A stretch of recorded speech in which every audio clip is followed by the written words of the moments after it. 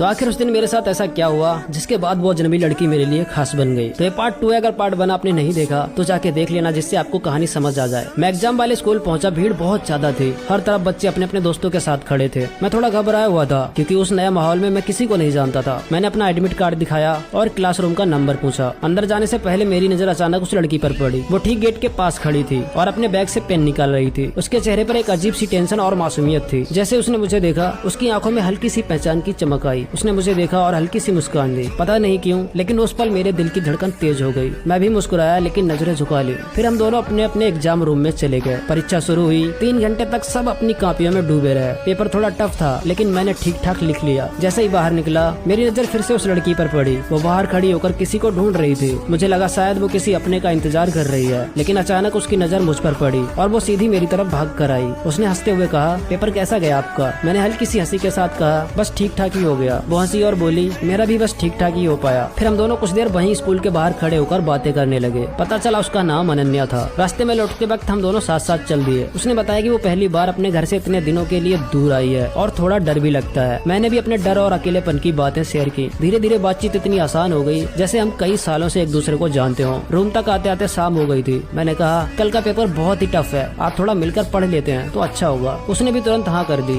रात को 8 बजे हम दोनों अपने अपने रूम से किताबें लेकर बाहर आए। रूम के बाहर चारपाई डालकर हम दोनों उस पर बैठकर पढ़ाई करने लगे। माहौल बड़ा सुकून भरा था। बीच बीच में जब भी वो कुछ समझा